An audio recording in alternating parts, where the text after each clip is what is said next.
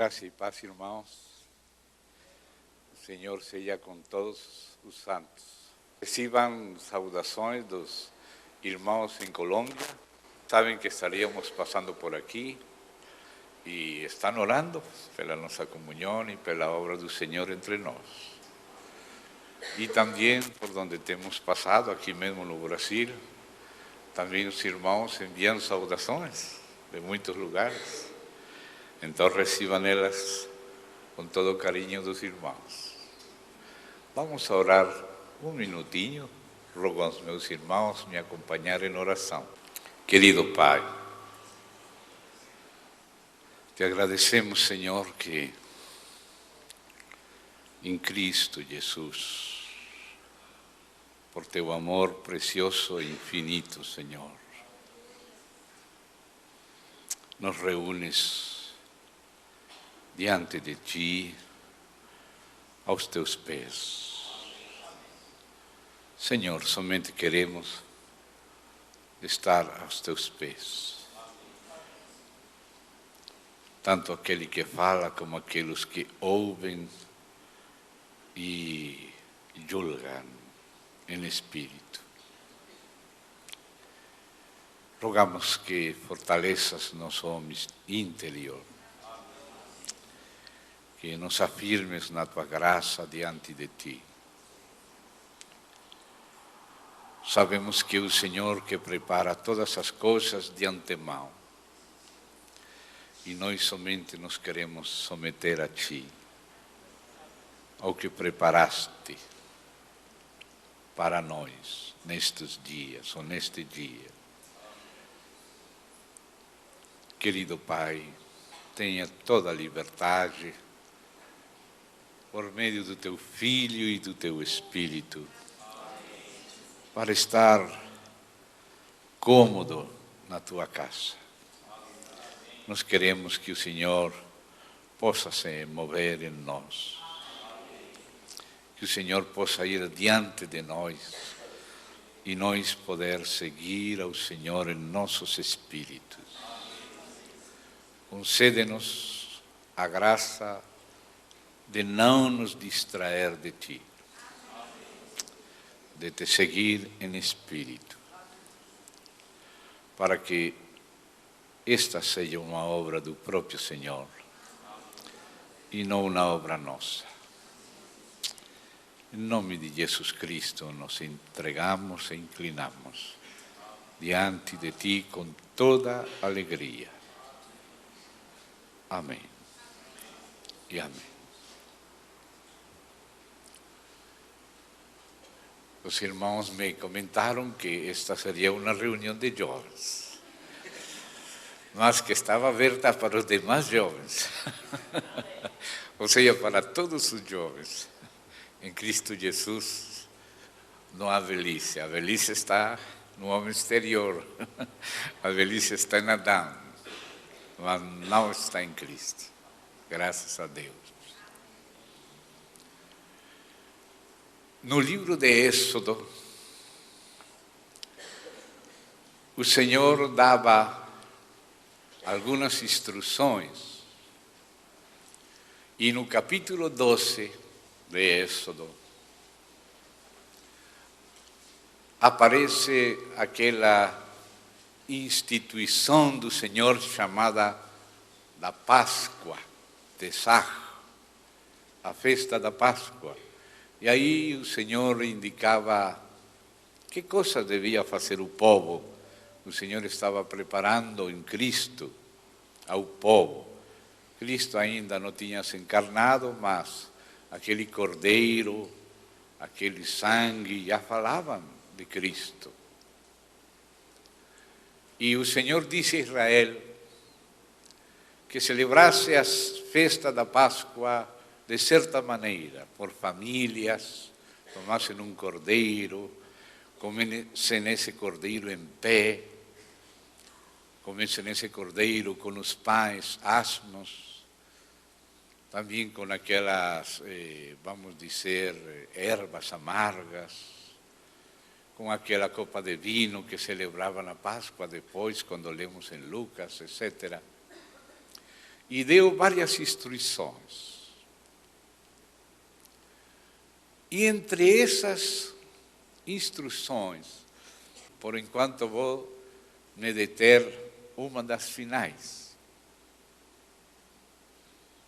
O Senhor indicou a seu povo que os meninos estivessem juntos com os pais,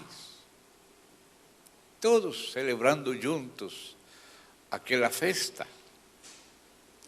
E se os próprios meninos haveriam de estar com os adultos, quanto mais os jovens, que já não são tão meninos nem tão adultos. Pero se os meninos poderiam estar, os jovens também. E disse o Senhor assim, que quando os meninos perguntassem: que é este rito que vocês estão fazendo, chamado da Páscoa?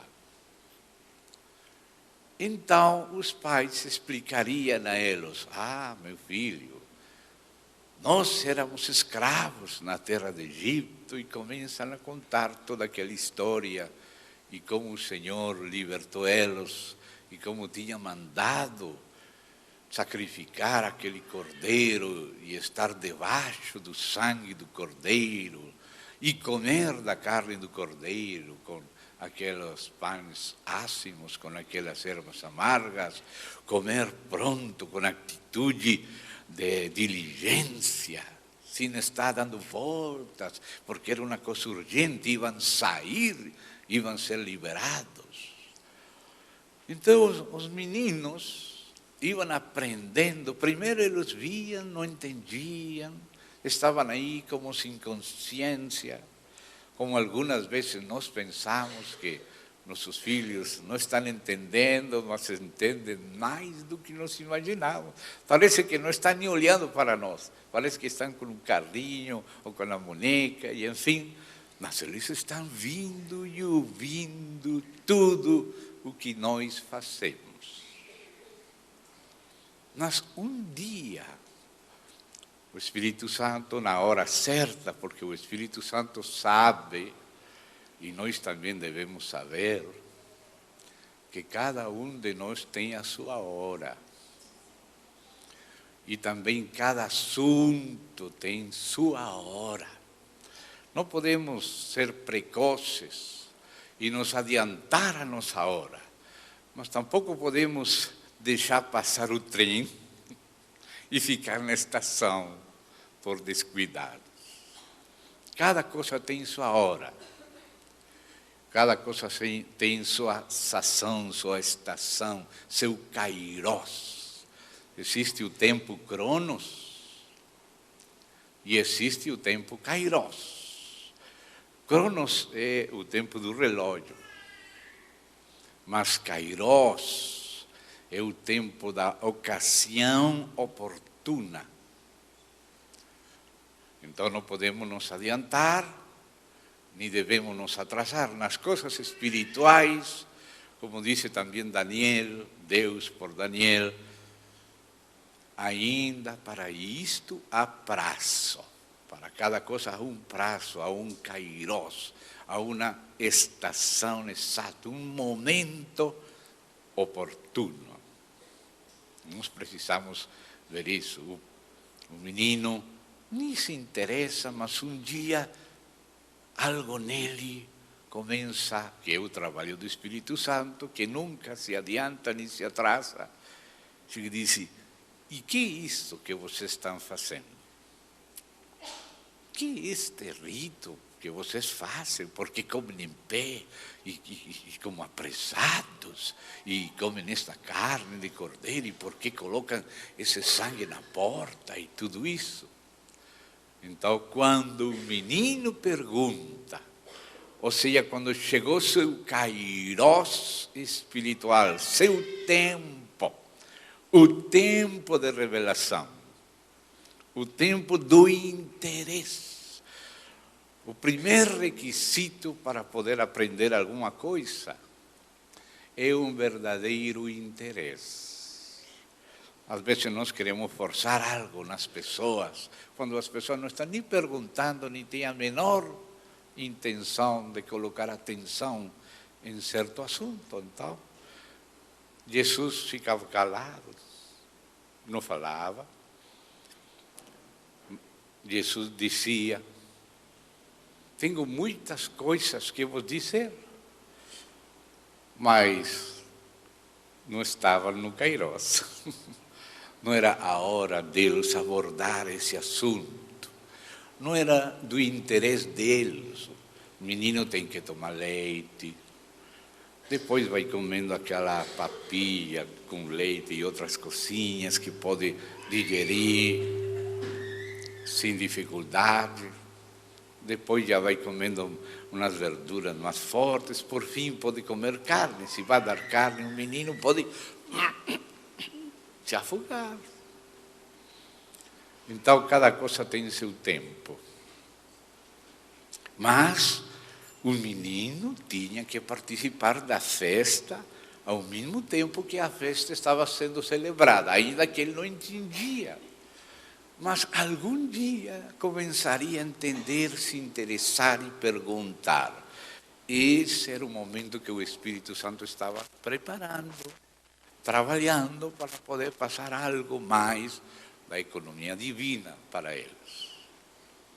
Assim também o Senhor mandava, igualmente, que os levitas mais jovens esperassem até os 25 anos para entrar no serviço, mas somente os 30 anos aquele serviço seria o serviço apropriado, mas precisava de 5 anos começar a ver o trabalho do de 30, do de 40, do de 50 anos, para ir começando a entrar juntamente no exercício do seu chamamento. Então, Deus mandava, e vocês quando vão, por exemplo, aquelas passagens do templo de Deus no livro de Crônicas, nos tempos de Salomão, nos tempos em que Davi preparou os materiais e o lugar, e seu filho levantou o templo, e apareciam aqueles cantores, e aqueles oficiais e porteiros. Há uma instrução que se repite naqueles capítulos finais do livro primeiro das Crônicas, que falam daquela época. E aqueles porteiros jovens tinham que aprender a trabalhar com os porteiros mais velhos. Os cantores jovens tinham que aprender a cantar com os cantores mais velhos. E estava Jedutum, e Emã e Asaf, que dirigiam os louvores. E sempre disse que os mais novos tinham que estar junto com os mais velhos, assim como os meninos tinham que participar da Páscoa, ainda sem entender, mas pouco a pouco iam entendendo, e assim a igreja é igreja. Amém? Não há uma igreja de jovens, não há uma igreja de velhos, não há uma igreja de casais ou uma igreja de meninos. A igreja é de todos os filhos de Deus. Né? E os filhos de Deus que têm meninos, eles estão a cuidado deles. Assim que a igreja é a igreja. Sejam meninos, sejam jovens, sejam anciãos, é a igreja. E sempre em nossos corações temos que ter essa abertura de uma geração para com a outra, sem dividir a igreja por idades, sino convivendo. Mas claro está que alguns são mais antigos e vão aprendendo a ver do Senhor e da mão do Senhor, e eles convivendo com os demais quando vem a pergunta, quando vem o interesse, quando o Espírito Santo está mobilizando o seu povo em alguma jornada específica. Então, sempre temos que estar com as alertas, as antenas levantadinhas para perceber qual é a hora, qual é o Kairos, em que está o Espírito Santo carregando os nossos espíritos e nossos corações. Qual é a carga do Espírito no momento? existe a carga do Espírito nos momentos apropriados. Como também existe o que podíamos chamar o espírito da época. Quando vocês lembram no Apocalipse e veem aquelas 7 igrejas que estão lá descritas, em primeiro lugar, temos que fazer uma leitura gramático-histórica, porque aquelas cartas eram dirigidas a igrejas específicas da época específica de João. Quando João escreveu da parte do Senhor, e o Senhor lhe deu ordem: escreve ao anjo da igreja em tal cidade. E essas eram cidades concretas e igrejas concretas que viviam aquelas experiências concretas que o Senhor está através do anjo e através de João e no final através do Espírito. Escute o que o Espírito fala a todas as igrejas. Então Deus está tratando situações com cada igreja. Ele é o sumo sacerdote. Lá no capítulo 1 de Apocalipse, vocês veem que o Cristo glorificado tinha aquele cinto pelo peito, e isso era sinal do sacerdócio. Não era o cinto na cintura, sino no peito. Porque o cinto no peito, como vocês sabem, era para manter o efode, as ombreiras, no lugar. Então, aquelas ombreiras, efode, tinham uma parte para adelante e outra para trás. E tinham umas argolas de ouro adiante e atrás. E aquele cinto passava por aquelas argolas e também por detrás. E mantinha o efode no lugar certo, para que as ombreiras não caíssem para lá nem para cá, sino que estivessem firmes, porque nas ombreiras havia 2 pedras.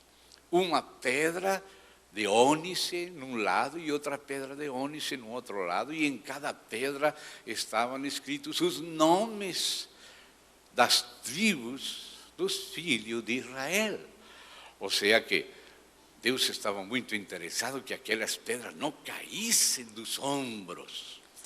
Então o sacerdote tinha que manter em seu lugar, sobre seus ombros. Não é outro o lugar onde Deus quer que esteja seu povo, sino em seus ombros e em seu coração. Então também daquelas argolas de adiante, pendurado estava o Urim Tumim, aquele pectoral que também tinha 12 pedras com os nomes dos 12 filhos de Israel. Aquelas pedras que se correspondem com as pedras do fundamento do muro da Nova Jerusalém. Cada uma delas tendo o nome de um apóstolo. Vocês sabem que cada apóstolo tem que julgar a uma tribo de Israel, como falou Jesus. Vocês que me acompanharam nas minhas provas, porque o Senhor foi provado em tudo, eu vos assigno um reino e julgareis as 12 tribos de Israel. Então os apóstolos tinham o dever de julgar as tribos, cada tribo, para poder entrar na Nova Jerusalém. Aquelas sobreviventes dessas tribos, os que podem entrar, têm que ser julgados pelos 12 apóstolos. Esse é um trabalho que o Senhor prometeu aos 12 apóstolos. Eles são os que vão decidir quem pode entrar e quem não a Nova Jerusalém. Então, qual apóstolo vai julgar qual tribo? Podemos especular isso através da pedra, porque cada tribo tem uma pedra e cada apóstolo tem seu nome numa pedra. Então, através daquela pedra, você pode associar uma tribo com um apóstolo. E não só isso, também um mês e uma constelação, como diz no Apocalipse, mas não vamos entrar nessa parte complicada. Vamos deixar as coisas mais simples.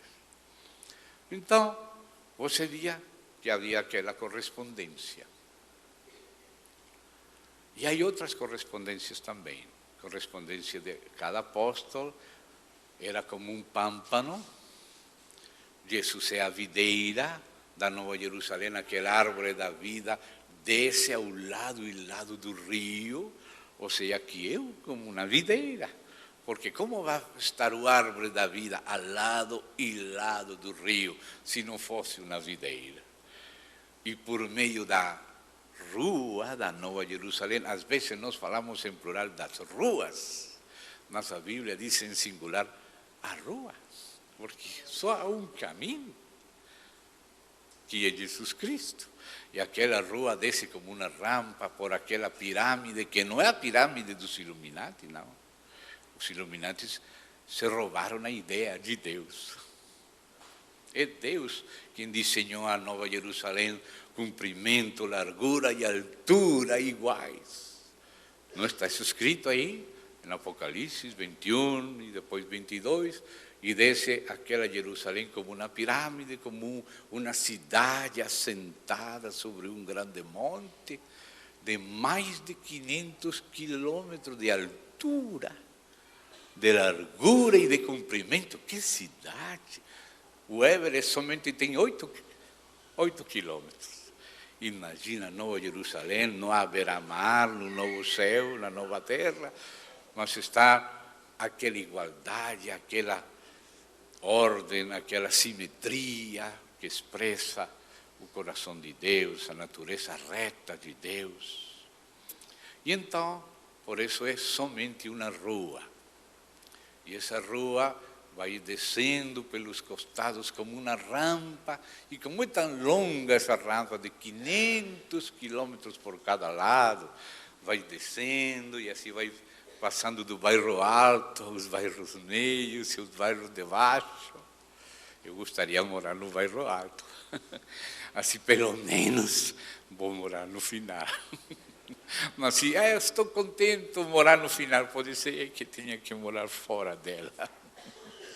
Então apuntemos todos juntos a morar no bairro alto.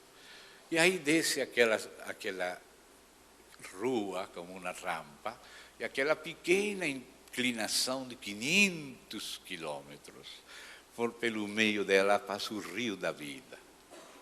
E ao lado e lado do rio, porque é uma avenida dupla, com um rio pela metade, vem aquela árvore da vida, que é como uma enredadeira, como uma videira, porque o Senhor é a videira, e Ele falou que Ele era a videira, e os apóstolos eram os pâmpanos, os galhos, e que essa árvore dava 12 frutos, e que cada mês dava seu fruto. Aí estamos vendo o Kairos. Aí estamos vendo qual é o fruto do mês de Aviv, Nissan. No mês de Sif havia outro fruto. No mês de Sivan havia outro fruto. No mês de Revihi, ou de Hamishi, ou de Elul, ou de Tanim, ou de Bul, ou de Kisleu, ou de Tebet, ou de Shevat, ou de Adar, havia um fruto diferente. E cada fruto associado com um apóstolo. Portanto, assim como cada pedra se associa com uma tribo e com um apóstolo, se associa também com um mês. Porque cada mês dava fruto, o árvore da vida. E eram 12 apóstolos e eram 12 frutos. Havia o tempo de cada um. Também Deus tem um tempo para cada um e para cada assunto em nossas vidas. E se não temos cuidado, muitas coisas passam e nós não percebemos. Não devemos correr, ser precoces, mas não devemos esperar tampouco. Há uma passagem interessante que está no livro do Cântico dos Cânticos. Lá vocês podem encontrar essa frase. Diz assim: o Senhor, o amado,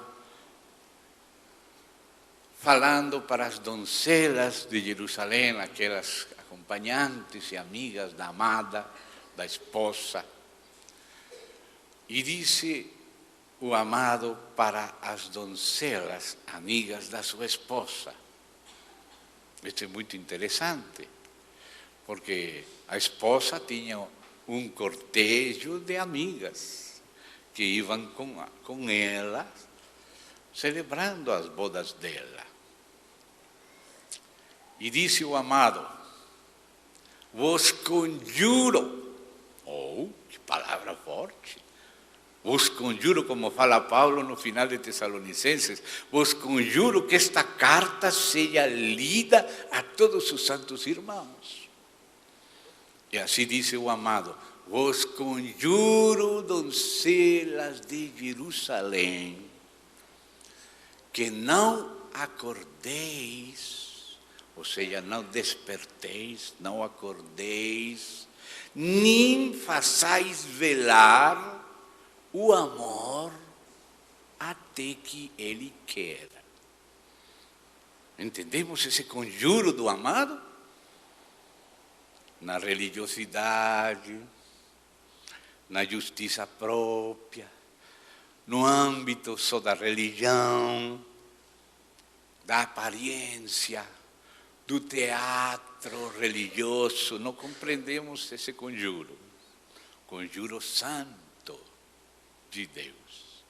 Vos conjuro, disse, donzelas de Jerusalém, que não acordéis, nem façais velar. Que é acordar o amor antes que o amor queira? É um assunto de Kairos. Quando ela está dormida, ninguém tem que acordar ela. É muito ruim quando você está tomando uma soneca e acordam você, você fica como se não tivesse ainda tomado a soneca, fica estressado, fica aquele mal-estar.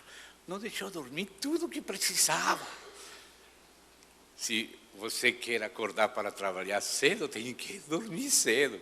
Porque se você vai dormir 1h da manhã e 4 horas vai aquele relógio, se pelo menos começasse com uma musiquinha ali, mas se com aquela música você vai seguir dormindo. Então é acordado brusco. Sabe o que disse o Senhor? Vos conjuro, donzelas de Jerusalém, que não acordeis o amor, que não façais velar pelo outro lado. Fazer velar quer dizer, já está cansado, já está por fechar os olhos. Como vou continuar conduzindo nessa carretera? Toma a soneca já. Ou seja, às vezes nós queremos com precocidade acordar os outros com violência.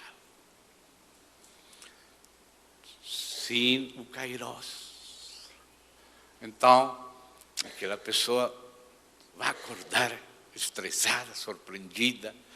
E o Senhor não tem esse caráter. O Senhor não é violento. O Senhor não é brusco. O Senhor conjura as donzelas de Jerusalém não forçar o amor da amada pelo amado. Não forçar. Deixe, se ele está dormida, deixe que ela tenha seu momento apropriado de acordar, momento apropriado de ver, de entender. Aí ela despertou quando era a hora. Já descansou o que precisava. Quando eu estudava psicologia na universidade, aprendíamos isso, que somente o sono, não comprimidos, não técnicas de yoga, de respiração, de meditação transcendental. A única coisa que faz reparar as energias psíquicas é o sono. Mas não vai confundir sono com preguiça. Sono. Deus inventou o sono. Amém? O inventor do sono, ele sabe que precisamos do sono. O menino, quando nasce, são 23 horas de sono. E 1 hora aí acordadinho para se familiarizar com a mãe. E aos pouquinhos já vai diminuindo, já quando chegamos à minha idade, já Já 8 horas já é muito, já com 6 horas você já está bem acordado. E vai passando os 80 anos, com 4 horas já se dormiu. Mãe, pai, deixe dormir seu filho pelo menos 8 horas, às vezes até 9. Não acorde ele, até que o próprio corpo e a própria alma e o sistema nervoso voltou. Isso que diz o Senhor, essa é a hora apropriada, quando acorda por si só, como acordou aquele filho pródigo. O filho pródigo estava lá longe, mas disse que ele, em um certo momento, acordou, se deu conta, mas o que estou fazendo aqui? Assim ajudou o Senhor Adão. Adão, onde que você está? Você acha que isso era porque o Senhor não encontrava Adão, não sabia onde que estava Adão? Deus sabe onde está Adão. Quem não sabe onde está, de onde se meteu, é Adão. Adão não sabe em que problema entrou ele e toda a sua geração. Então o Senhor pergunta a Adão, onde estás? Para ajudar Adão a compreender sua situação real. Quem é o que faz o trabalho no mundo de convencer ao mundo, nem sequer a igreja, ao mundo de pecado, de justiça, de juízo? Muitas vezes nós queremos quadricular as pessoas de nosso jeito e obrigamos, e fala isto tem que ser assim, e queremos por a pessoa colocar nossa armadura de Saul em Davi. E Davi não podia se mover com aquela armadura. Deixa a armadura fora, assim como ele é. Vai dar, mas com a armadura não vai chegar em Golias, de nenhuma maneira, de nenhuma maneira. Então, há uma maneira que é do Espírito, uma maneira que é de Deus, um momento oportuno, espiritualmente falando. Não é segundo o nosso relógio, não é segundo nossa quadrícula, nós temos que aprender a conhecer o tempo de Deus e as sinais dos tempos. Temos que aprender a conhecer segundo o Espírito e não naturalmente, porque às vezes nós temos um paradigma quadriculado e pensamos que tudo vai dar conforme esse paradigma e estamos vivendo num mundo de obsessão e não num mundo de realidade espiritual. Mas a edificação de Deus é segundo a realidade espiritual. Então ele não força nada, não acorda a ela quando ela está dormida. Espera um momento que ele acorda por si só. Então diz que o amor ao Senhor não pode ser forçado, tem que brotar na hora certa. Assim acontece com os meninos quando um dia perguntam, e esta Páscoa, que é isso da Páscoa? Aí tem aquele interesse, mas você não pode colocar uns volumes de teologia sistemática na mente do bebê, ele não vai entender nada. Tem que esperar o Kairos, o momento de Deus. E ao mesmo tempo, o conjuro tem a última parte também, não acordar quando está dormida e não impedir dormir quando já está cansada. Nem façais velar. Fazer velar é obrigar a manter o olho aberto, ele está dormindo, não fale, escute forte. Nos maniobrando as coisas religiosamente, forçando o que não tem se dado pelo Espírito. Então, um conjuro do Senhor, pela outra parte, é não forçar a vigilância. Às vezes nós decimos, não, mas para a nossa empresa seria melhor que esse trabalhador trabalhasse 24 horas seguidas, depois vai dormir. E um dia de dia e outro dia de noite vamos fazer justiça, um vai trabalhar de dia e outro de noite. Na próxima semana vamos mudar, aquele que trabalha de dia, depois vai trabalhar de noite. Todo mundo está meio confuso, porque quando já se estava acostumando a trabalhar de noite, agora tem que trabalhar de dia. Quando era hora de trabalhar de dia, agora já está dormindo de dia.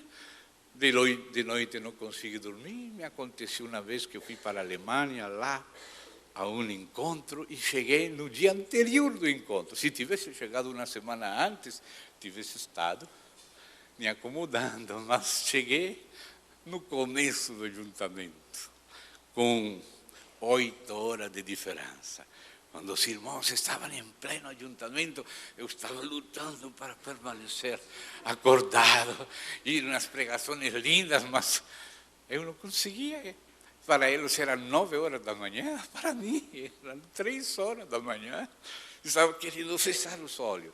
E quando os irmãos estavam dormindo, eu estava como uma coruja, sentado na cama, todos roncando e eu sentado com os olhos abertos. Por causa de que não houve um processo de adaptação, foi algo brusco. Então, não fazer velar o amor, até que o amor queira. Ou seja, cada menino tem sua hora, cada jovem tem sua hora, não podemos forçar as coisas que nós queremos. Nós gostaríamos que eles já entendessem matemática, mas não sabem nem que é 2 vezes 2, não é hora de matemática. Os pais queremos que já toquem violino, toquem piano, vá na piscina, saiam da tudo, ser o melhor de tudo, e o menino fica sobrecargado. Então, lembre-se, tem uma hora, mas agora o outro não se aproveite sendo preguiçoso. Não, mãe, tenho que dormir, você não escutou lá o pregador que disse que tem que dormir?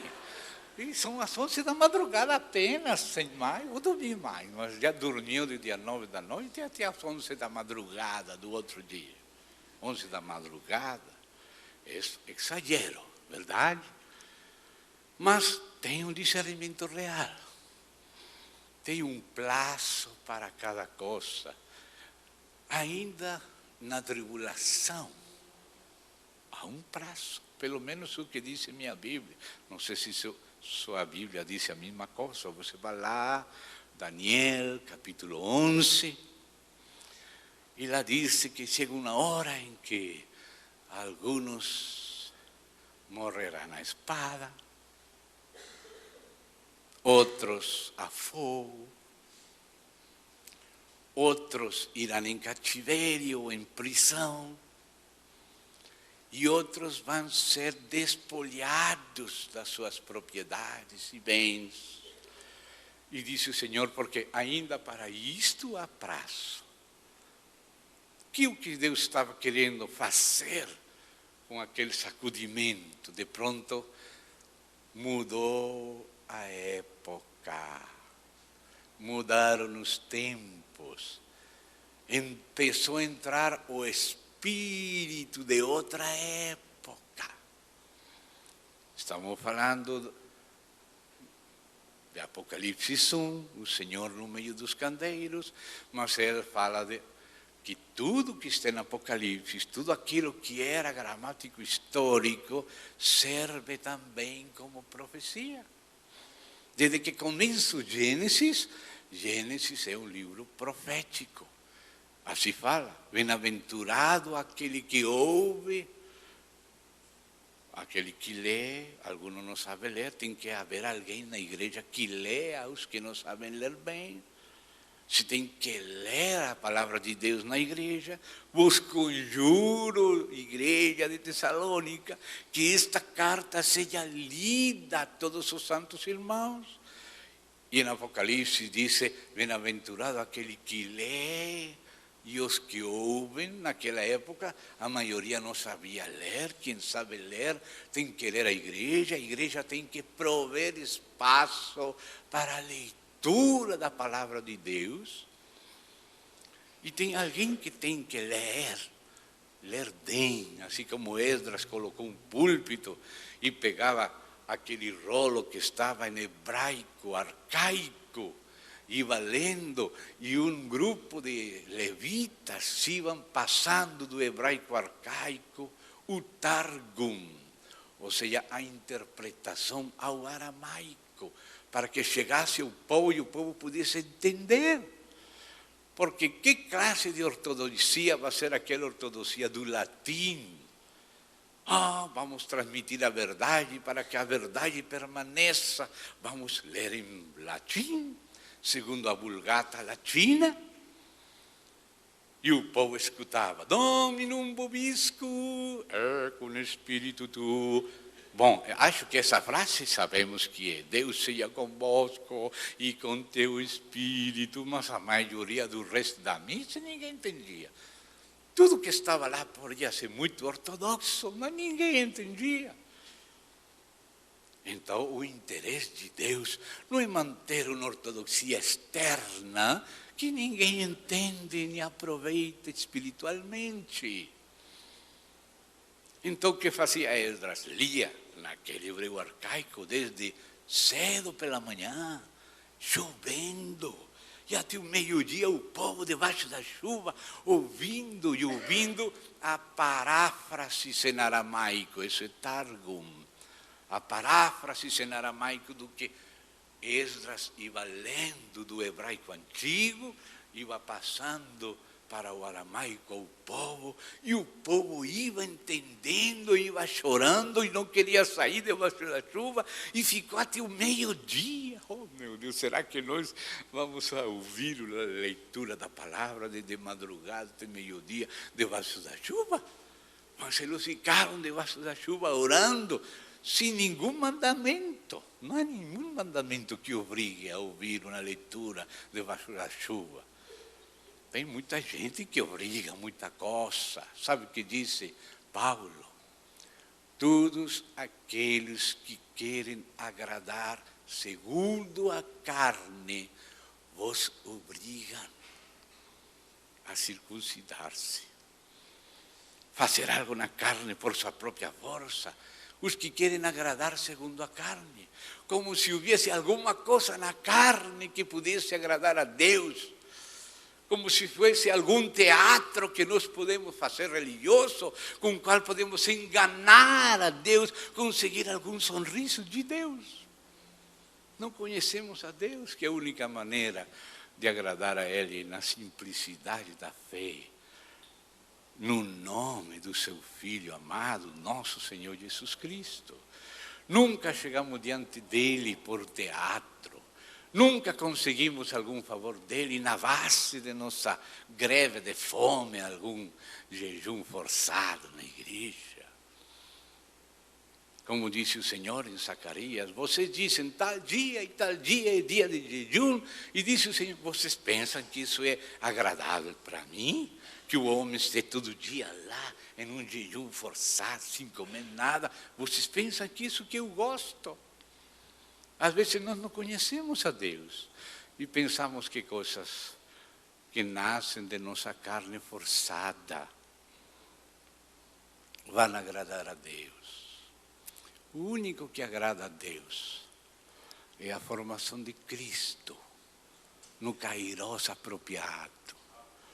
Note que o Senhor não disse, a seara chega tal dia do calendário. Não. O que disse o Senhor? Quando o grão está maduro, em seguida a semente afoz, porque a seara, a cega ou a vendimia tem chegado. Então, quando é que chega a hora da colheita, ou da vendimia, ou da cega? Quando o grão está maduro. Às vezes nós dizemos, mas agora já é tempo de chuva, mas seca todavia. Ou às vezes dizemos, é a hora de frio, mas continua fazendo calor. O calor chegou antes que nós esperávamos. Se dá conta? Não é o que diz o calendário fora, senão é a maturidade real. Esse é o Kairos. A ocasião oportuna é a maturidade real. Como quando o menino pergunta, quando ele tem interesse. Pai, mãe, escuta isso. Quando o menino tem interesse, faz uma pergunta. Essa é a hora de falar. Mas fale só até a pergunta. Se pergunta por algo que pertence ao primeiro degrau, não vamos colocar todos os 6 degraus na hora. Não. Vai na medida que ele vai perguntando. Quando ele já amadureceu, vem outra pergunta. Porque Deus disse que a luz da aurora, se a senda dos justos, e qual é a senda dos justos? Não é Cristo? Diz que é como a luz da aurora. Tenho muitas coisas que falar agora convosco, mas ainda vocês não podem receber isto, disse Jesus. Mas quando venha o Espírito Santo, que é consolador, ele também nos acusa, mas não do jeito do diabo. O jeito do diabo é terrível, ele é acusador. O Espírito Santo também nos convence de pecado, mas ele é consolador. Ele nos convence de pecado e nos conduz a Cristo. Você vê lá no altar, que antes do altar de bronze, apenas na parte exterior, no átrio da casa de Deus, estava aquele lavacro feito com os espelhos de bronze das mulheres de Israel, e com aqueles espelhos que não eram de cristal e nitrato de prata, sino que eram de bronze, bronze brunido, bronze polido. Se fundia tudo isso, um mar de fundição é chamado. Era um lavacro que servia como espelho. Você vai a Romanos e começa nos seus primeiros capítulos a ver-se assim mesmo. Não há nenhum justo, nem há um. Capítulo 1, todos somos culpados. Capítulo 2, pensamos que nós, os judeus, que ensinamos os meninos, também estão... Não, vocês também estão culpados. Porque você ensina para outro e você não aplica para você. Chegamos no capítulo 3, não há nenhum justo, nem sequer um. Que lavacro aquele, que espelho aquele. Os primeiros capítulos de Romanos. Mas depois, quando descobrimos que nós mesmos não somos nada, a lei nos conduz como um aio a Cristo. E ao lado daquele lavacro aparece aquele altar de bronze, onde se sacrifica o cordeiro, e em todos os tipos de sacrifícios, mostrando distintos aspectos da obra da cruz. E aí vai explicando como tem que separar isto de aquilo, fígado, gordura, etc. Como faz a espada do Senhor, que separa o que é da alma, o que é do espírito. No começo nós temos esse problema, mas será que estou no espírito? Será que estou na alma? Será que é coisa minha ou será de Deus? Será do diabo? Mas deixe que a própria espada vai fazendo aquela separação. O que você pensava que era de Deus era do diabo. O que você esperava que era de você era de Deus. Há uma mulher mística em Colômbia, que ela morreu já. Ela foi da época da colônia. Vieram os espanhóis, conquistaram, isso foi a época da conquista, e depois estabeleceram um governo espanhol na Colômbia. Essa era a época da colônia. Éramos uma colônia de Espanha. Depois veio a independência, as guerras de liberação, e depois vem a república agora. Na época segunda da colônia, havia uma mulher mística chamada Josefa do Castelo. Estou falando em português, Josefa del Castillo. E ela morou na época da reforma, nasceu em uma cidade bem fria, chamada de Tunja. viveu toda a sua vida em Tunja, morreu em Tunja. E ele escrevia poemas. Ela era uma mulher da época da colônia que amava a Deus. E depois de morta, passados vários séculos, porque ela foi em 1600 e pouco, a 1600, a 1700, e agora estamos em 2012. Começamos a ler o que ele escrevia. E Josefa do Castelo escreveu uma frase que diz: esta mulher tão antiga, numa cidade fria, nunca saiu da cidade, morreu lá mesmo, mas conhecia Deus. Ela falava coisas que agora nós, depois de ir conhecendo aos pouquinhos o Senhor, entendemos. E ela falava do Espírito Santo e dizia o seguinte, acerca do Espírito Santo. Ela dizia: tão suave, tão doce se introduz seu delicado silbo. Como se fala silbo em... Como? Soplo. Já a poesia já não vira bonita, mas vocês vão entender a ideia. Tão doce se introduz seu delicado soplo, silbo, que dúvida o coração, se não é o coração mesmo, o mesmo. Você entendeu a frase? Tão doce se introduz o delicado sopro do Espírito Santo, que o coração duvida se não é ele mesmo. Entende? Para que aquela mulher daquela cidade fria falasse na época da colônia poemas tão preciosos como esse. Essa é uma parte do poema. Você sabe, essa mulher conhece a Deus, conhecia a Deus, o Espírito. E fala que o sopro do Espírito Santo se introduz em nosso coração de uma maneira tão suave que o próprio coração duvida: será o Espírito? Serei só eu? É só meu coração? É o Espírito? Assim é no princípio. Assim que depois você, quando passa um pouco de tempo e o assunto acontece, era o Espírito. Eu pensava que era coisa minha. No começo, quando você está amadurecendo, quando o grau não chegou ao kairos apropriado, você duvida. Você lê 2 Coríntios, e 2 Coríntios diz como é a reação de nossa carne. Diz, não com minhas palavras exatas, mas vocês vão ver isso na sua própria tradução na Bíblia. Diz que quando estamos na carne, é sim e não ao mesmo tempo. Se lembram daquela passagem? 2 Coríntios. Mas quando estamos no Espírito, é sim e amém. É claridade total. A luz, a cena dos justos é como a luz da aurora que vai em aumento até que o dia é perfeito. Então, já quando você tem luz, chegou seu tempo, chegou a sua hora, você tem clareza. Sim é sim, não é não. O que é de Deus, amém. O que é do diabo, vai embora.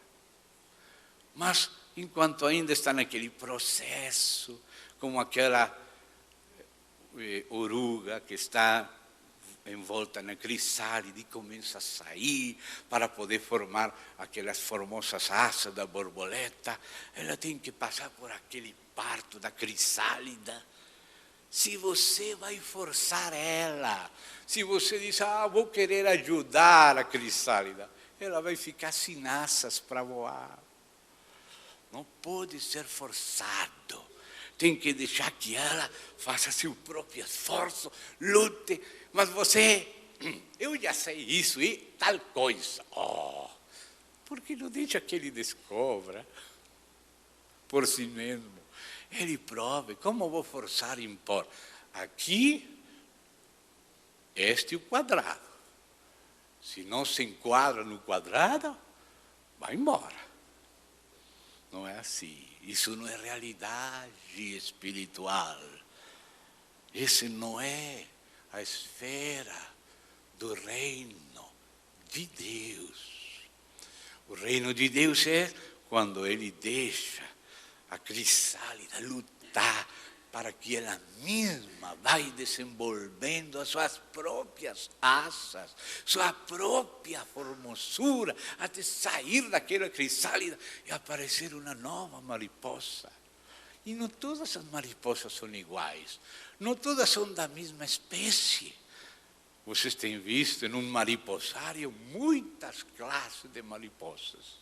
Use borboletas. Você tem que deixar ela ser ela mesma. Amém? Ter sua própria opinião, sua própria identidade. Poder falar e compartilhar sem quadrícula. Poder dizer o verdadeiro sentir, tampouco impor, deixar que todos possam julgar o jogo. Não tem que comprar o jogo. Nós queremos que ganhe o Corinthians, vamos comprar o árbitro. Isso não é futebol, isso é máfia. Se comprou as coisas forçadas, Deus não gosta. Deus gosta da realidade, da espontaneidade, da autenticidade. E Ele conhece a hora. O que falou Jesus para Maria? Maria disse, meu filho, que tens comigo, mulher? Ainda não chegou a minha hora. Mas Ele, honrou a sua mãe e fez um milagre lá, nas bodas de Canaã. Mas esse milagre foi um pouco empurrado por Maria. E Ele falou, mulher, não tem chegado a minha hora. Às vezes nós dizemos, você vai ser aqui o pastor. E não era pastor, era diácono. Mas como nós apertamos o assunto, convertimos o pastor em diácono, o missionário em pastor. E fazemos tudo apertadamente, fora do florescimento legítimo espiritual, do Kairos. O governo do Espírito está muito relacionado com o Kairos, para que não exista precocidade. O que é precocidade? Que entramos antes de tempo em certos assuntos. Um menino de 3 anos, 4 anos, 5, 6 anos, falando de homem, de mulher, de sexo, isso é precocidade. O que vai saber ele disso? Nos deixam com ele aí aberto, revistas, televisão, quanta coisa. E assim como existe essa precocidade natural, também existe uma precocidade espiritual. Então, quando nós estamos em espírito, então estamos num mundo de dúvidas. Será? Não será? Sim? Não? Não? Sim? E aí vem o inimigo a brincar com você, se burlar de você. Quando você está indo para a direita, não é para a direita, tem que ir para a esquerda. Então vai para a esquerda, não é na esquerda, tem que ir para a direita. Como aquele, vocês conhecem aquele pobre homem que vinha num jumento, e o garoto que acompanhava ele ia caminhando, e começou a entrar por aquele povoado, e a gente, mas este velho, como vai ele no jumento, e o menino vai caminhando. Então, a próxima vez, colocou o menino no jumento, e veio o velho caminhando. Que velho tão bobo, por que vai colocar o menino no jumento, e ele vem caminhando? Então, a próxima vez, se sentou ele no jumento e veio com o menino. Esse velho inconsciente, como vai colocar acima do jumento ele mesmo e o jumento? Então, a próxima vez, os dois caminaram e no jumento vinha sozinho. Mas que bom esse velho! Em vez de subir no jumento, vem caminhando com o menino e o jumento, não tem nada. Irmão, assim é o mundo.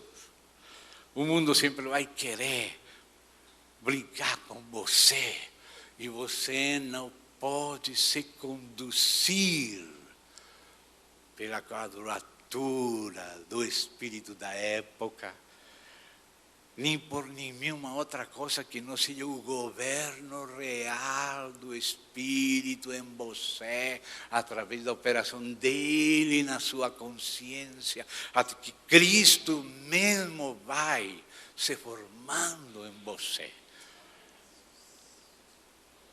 Não temos que acordar a quem está dormindo antes de tempo. Não temos que obrigar a vigiar aquele que está na hora de dormir e descansar um pouco. Jesus conhecia a hora de descanso. Sabe que eu fiquei tão contente quando encontrei a sexta na Bíblia. Aleluia, porque antes, como vai dormir a sexta? Você tem que ser espiritual. Até que encontrei a sexta no Antigo e depois no Novo Testamento. Agora posso dormir a sexta sem preguiça, mas sexta é sexta, soneca é soneca. Não tem que ser 6 horas, tem que ser o que precisa, o kairos. Às vezes precisa 15 minutos, às vezes 1 hora. Depende a necessidade. Sabe onde que está a sexta? Gostariam de conhecer esse versículo? Lá em Cântico dos Cânticos. Ela pergunta, onde está meu amado? Onde é que ele se esteja no meio-dia? Não se lembram daquele verso na Bíblia? Eu se lembro. O dia que descobri ele, fiquei mais tranquilo para dormir soneca. Porque eu preciso da soneca, porque às vezes fico tarde até a noite. E aí o próprio amado tomava sua soneca no meio-dia. E ela queria saber onde que ele dormia a soneca no meio-dia. E depois no Novo Testamento encontrei que os discípulos estavam remando e Jesus estava tomando a soneca na barca. Tranquilo. E o diabo aproveitou aquela soneca e aqueles espíritos vieram e armaram aquele vento. E era o mar de Galileia, é muito tranquilo, mas às vezes tem esses ventos fortes. E acordaram, Senhor, Senhor. E o que falou o Senhor? Obrigado porque me acordaste. Não falou isso. Por que não tivestes fé, homens de pouca fé? Repreendeu ao mar e os demônios que estavam lá foram embora. E o mar se acalmou. Porque às vezes é o diabo que agita as águas, as naturais e o que elas podem significar. Então ele dormiu a sexta, aproveitando que tinham que atravessar o outro lado do lago de Nazaré. Fora, assim, tranquilo, dormindo. Então, nós temos que aprender a nos mover no Espírito, a nos mover no Kairos, a respeitar o prazo de cada qual, não forçar, dar um testemunho até onde eles recebem, não forçar ninguém porque é inútil e só vai provocar rejeição. Temos que aprender de Deus qual é a estação de Deus. Agora falamos dos espíritos da época. Cada época tem seu espírito. A palavra de Deus fala de Cronos e de Kairos, tempos e ocasiões, que é Kairos, uma tradução de Kairos. Por que Paulo fala dos tempos? E também fala do cumprimento dos tempos. Porque há tempos, desde um tempo mínimo preparado. O irmão Washmani falava que não podemos diminuir o tempo mínimo. Podemos alongar o tempo, podemos perder tempo, não devemos. O que Deus queria fazer em 30 anos, às vezes tem que trabalhar conosco 70 anos e só chegar na metade. Mas se Deus precisa mínimo 10 anos, isso não vai ser feito em 5 anos. Há uma hora mínima, um tempo mínimo para que exista uma maturidade legítima, real nas pessoas. A experiência não se improvisa. Você pode aprender certas verdades, certas fórmulas, mas não vai saber aplicar elas se você não amadureceu. Não vai saber o momento de falar e o momento de calar, o momento de espalhar pedras, o momento de juntar pedras. Cada coisa tem seu tempo.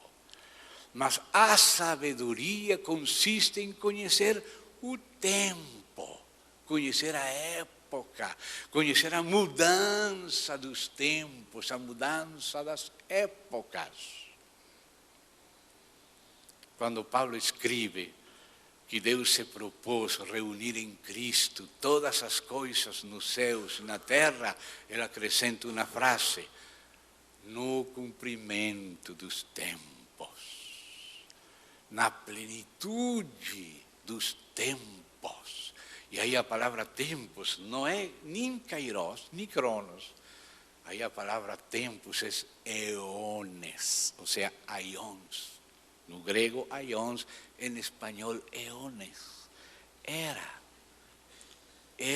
de maturidade. Por exemplo, o Senhor sabia que ele tinha que fazer um trabalho com Babilônia, usando a opressão de Babilônia para com Israel.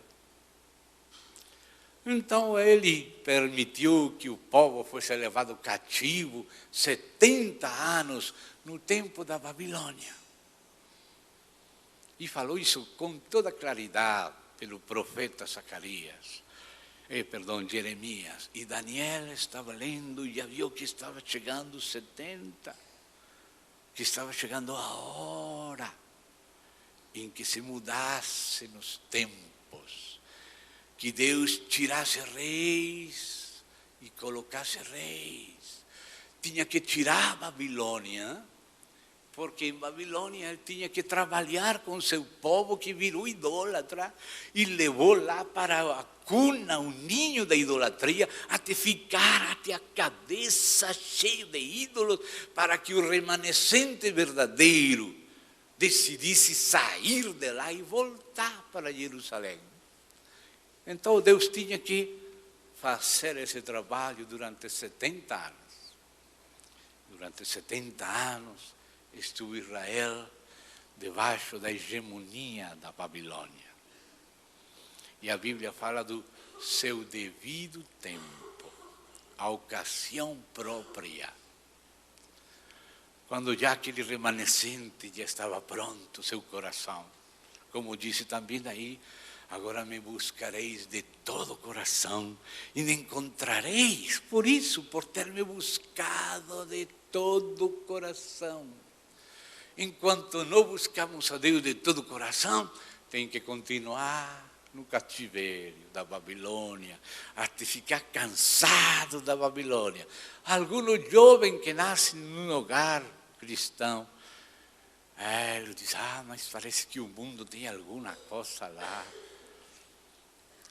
Eu agradeço a Deus que me permitiu começar por lá fora, lendo aqueles ateus, lendo Nietzsche, Sartre, Freud, vivendo aquela loucura do hipismo e desse mundo louco, até que fiquei até aqui e comecei a buscar alguma coisa melhor. Mas tem alguns jovens que pensam que vão encontrar alguma coisa. Pode ser que Darwin tenha mais razão que Jesus Cristo. Pode ser que Freud tenha mais razão que Jesus Cristo, porque não conhecem e Deus permite um tempinho até que tenho que voltar a buscar a Jesus Cristo. 70 anos em Babilônia, comendo Babilônia, até que Babilônia sabe, horrível. Que tristeza que a maioria ficou na Babilônia. Mas Deus muda os tempos. Muda os tempos. Enquanto estava a Babilônia, não podia ter seu próprio tempo Pérsia. Estava a Babilônia lá. E Deus estabeleceu um tempo. Porque Deus é aquele padeiro que sabe quando o pão já está pronto. Você sabe que nós somos como um bolo, que cada tribo em Israel era um bolo que tinha que ser virado. Lá em em Jeremias 48 e em Oséias 7, fala daqueles pontos exatos, comparando Oséias, a cada tribo com um bolo, e Zacarias, comparando nossa maturidade com passar de um vaso para outro vaso o vinho. Se lembra no livro de nosso irmão Delcio Meirelles, que fala do sofrimento, de ser trasvasado, passar de vasilha em vasilha para ser refinados. Não se pode mudar de vasilha antes de tempo, mas tem que mudar na hora exata. Então, disse Deus por Oséias, no capítulo 7, verso 8, que Efraim era um bolo não virado. Cada pão da proposição, porque isso, cada bolo era o pão da proposição. Deus tem uma proposição para o mundo, que é a vida do seu povo com Deus, em Cristo. Então, cada tribo era um bolo. Aqueles 12 pães da proposição, não propiciação, proposição. Proposição é uma proposta. Deus pegava aqueles grãos, como cada um de nós, moía tudo juntos, um com o outro, oh meu Deus, quebrando aquela casca, depois pegava a saranda, soprava até que ficava aquele duro, e o que era pó, flor de farinha, passava para a segunda etapa. Então, às vezes, nós temos um tempo até de brigas, ficamos todos quebrados, moídos, até que Deus separa aquilo que não é, e aquele flor de farinha, já moído totalmente, já não é duro, agora é suave, de tanta moenda, virou suave. No começo, a goiaba é verde, você vai comer a goiaba verde. Tem que esperar um pouco mais de tempo, um pouco mais de luz, um pouco mais de chuva, até um pouco mais de intempérie, para virar doce. Agora você tem aquela goiaba doce. Que diferença se é um mango doce, não um mango verde. Uma goiaba doce, não uma goiaba verde. Às vezes nós somos muito verdes. Somos imaduros, somos muito duros, muito azedos e outras coisas. Então Deus tem que tratar até que aquela goiaba vire doce, até que aquele grão vire flor de farinha. E aí então pode amassar com azeite, um com o outro, e fazer um só bolo. Antes, cada um tem sua igreja, seu título, sua personeria jurídica, mas depois da moenda, tudo flor de farinha, um solo bolo.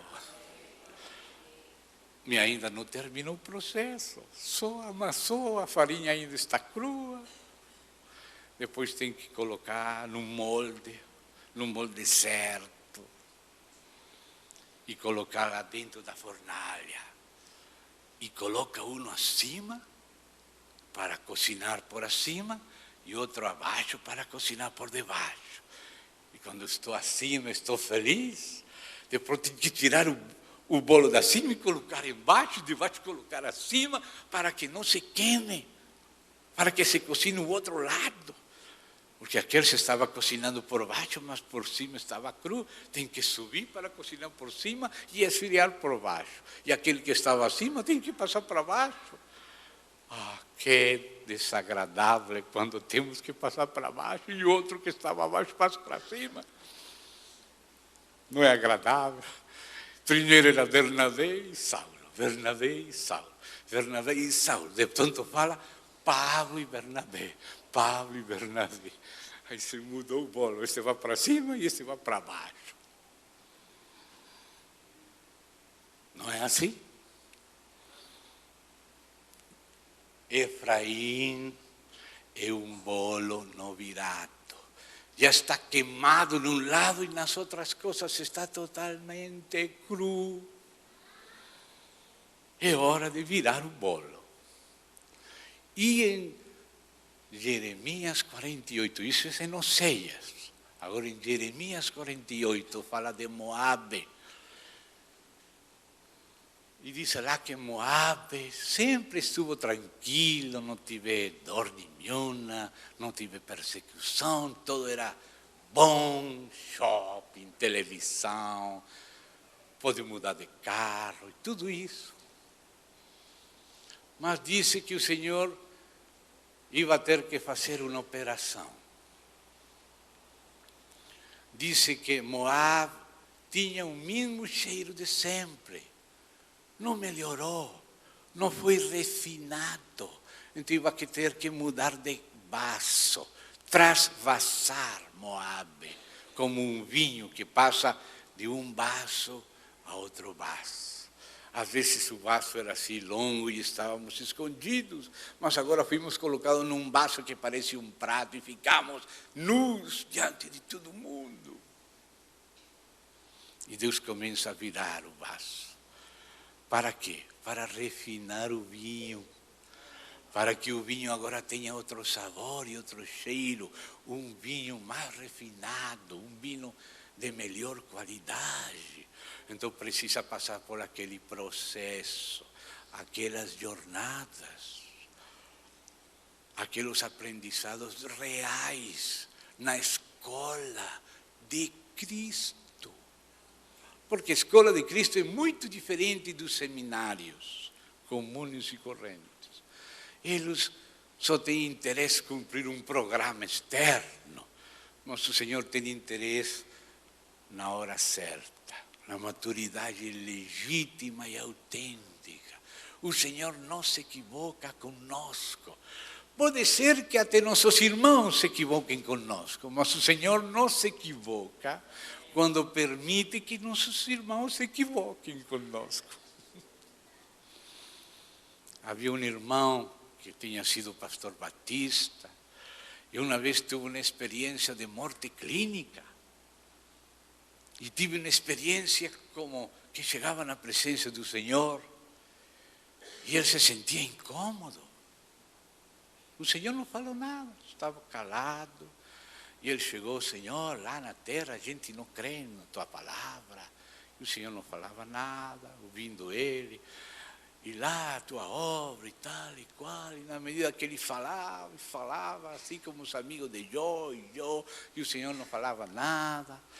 Mas com sua presença do Senhor, ele começou a dar conta, você não estava trabalhando para mim. Você estava trabalhando para você mesmo. Você estava usando minhas coisas para você. Mas o Senhor não falava, mas ele ia entendendo isso. E ele começou no princípio, ele mesmo confessa isso no testemunho dele.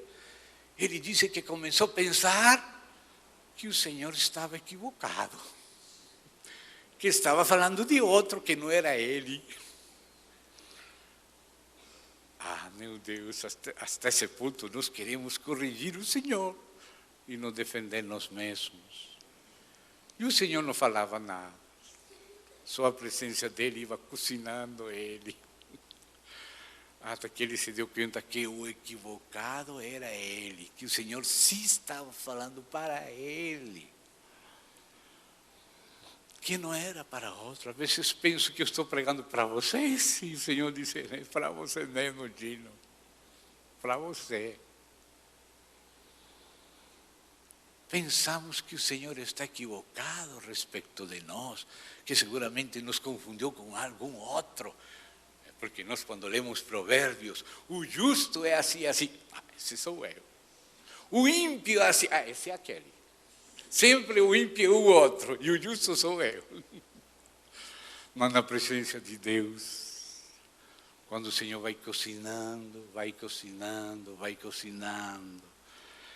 vai nos convencendo de pecado. de justiça, de juízo. E quando já estamos, agora vem nos consola, como aio, e nos conduz a Cristo, e glorifica a Cristo diante de nós, e nos tira de nós mesmos, de nossa própria justiça, de nossa própria prudência, de nosso próprio juízo, como diz Paulo, que às vezes pecamos por nosso próprio juízo. Estamos cegos, estamos enceguecidos, veados, e vemos as coisas não desde Deus, sino desde nós mesmos. Até que Deus tem que nos quebrar e ver as coisas desde Deus. Então, amados, cada um, não importa qual seja a sua idade, e sem estar separados, estando todos juntos, anciãos com pais, com jovens, com meninos, convivendo, sendo quebrados para virar flor de farinha. Temos que deixar a Deus trabalhar, se Ele realmente, com a maturidade, com o kairos, com o prazo que Ele tem para cada um. O caso mais difícil de igrejas que aparece lá no Apocalipse é o caso de Tiatira. Tiatira é a que fala das profundezas de Satanás. É terrível. Não sei se Tiatira ou Laodiceia é a mais difícil, mas parece que é Tiatira. E disse o Senhor, e tenho-lhe dado tempo. O período de Tiatira durou 1 milênio. E eles pensavam que, como estavam governando sobre o rei da terra, já estavam no milênio. A teologia católica da Idade Média pensa que o milênio é a história onde a Igreja Católica preside a Idade Média.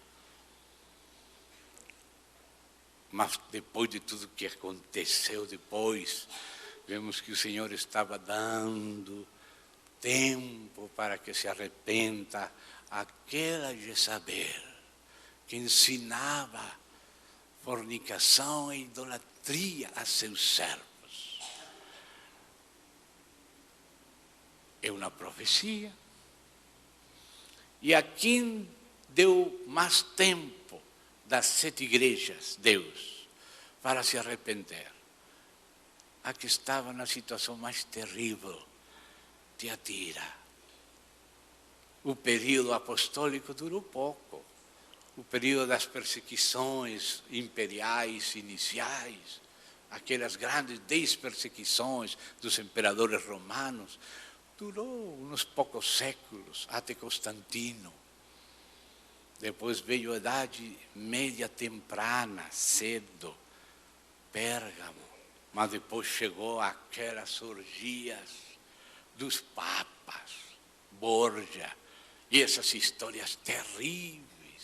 E aquele período longo de césaropapismo, que você lê os livros de alguns autores acerca da época, você fica escandalizado.